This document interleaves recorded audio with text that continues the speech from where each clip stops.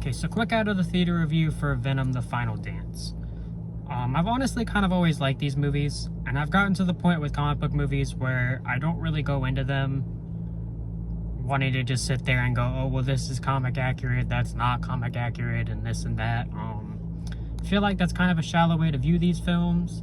I feel like you'll honestly miss some things trying to view them through that lens.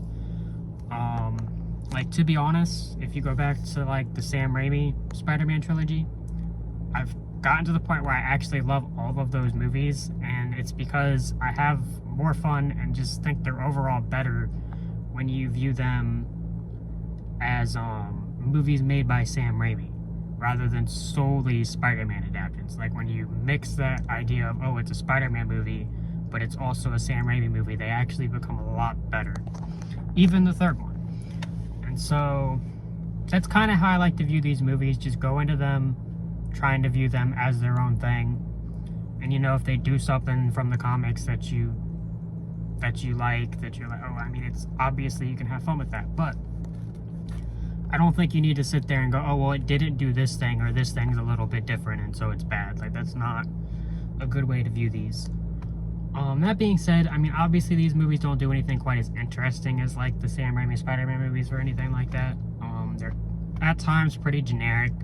I don't feel like they've ever really had a super strong villain. I guess the second one comes the closest to that. But yeah, I mean, they're definitely, I mean, I've always found them fun. I don't think, again, if you're not trying to go into this looking for some way to not like it, I don't think you can just say you didn't have fun. I guess back to the villain thing, I guess we're gonna get into spoilers. But again, second movie is the closest to having a good villain. I do really like Carnage. I can't say that I'm the biggest fan of how he's handled in that film, but with it being the only movie where we really have Carnage, I mean, I like it for that. And then we get to this one, and Null could definitely be built up as a bigger and better villain in the franchise than Carnage. However, they sort of sideline him here, which is weird with this being marketed as supposedly the last movie, or the last Venom movie. And it kind of brings the series back to what I think is its biggest problem, if it really has one, which again is that the villains just aren't that compelling, because Nola's pretty much sidelined, and so we just get more of these generic villains. What we get from Nola's cool. I really like Nola in this. I hope we see him more somewhere.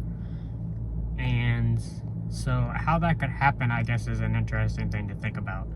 The way this movie leaves off, I think it's a good end to Venom's story. I like where it went. And so they could do another Venom movie. There's definitely interesting ways they could bring Venom back in another one. And so it's one of those situations where I can't say I wouldn't want them to, but if they do, they definitely better do it right. You better not just come up with some super generic and like unexplored way of like, oh, well, this is just how they came back, deal with it. Like, for example, we obviously never saw any of like the cooler versions of Venom, so like if you can bring it back in a way that you give him some other ability or power, then we could be working with something. But if that's not the route they go, there's another symbiote that survives at the end. I don't remember the names of all of them, so I'm not even gonna try with that right this moment. That bonds with one of the scientists, and I guess they could maybe use her character for future films.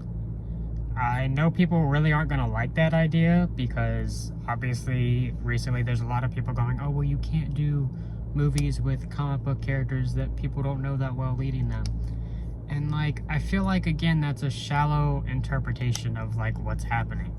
I mean, at the end of the day, it's all about how things are marketed, and obviously it is easier to market a bigger name character. But if they can pull their marketing team together, I mean, they can definitely do movies with lesser known characters and get people into the theater. And I guess you've got the other issue of people just thinking most of the movies where they've used lesser named characters are just flat out bad. And I don't think they're good enough that I would sit there and argue that much saying they're not bad. But I mean, some people talking about them being like the worst movie they've ever seen and all that nonsense. Like, okay, if that's true, then I don't even know if you watch that much outside of comic book movies. Like, I never feel like people that are calling whatever new movie comes out the worst movie they've ever seen really watch that many movies, or at least aren't very genuine about how they go about watching movies. So yeah, I mean, I feel like they can do that.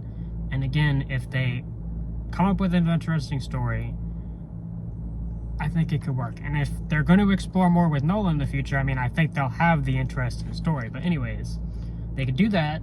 Again, they could bring Venom back as long as they do it in some interesting way, I guess.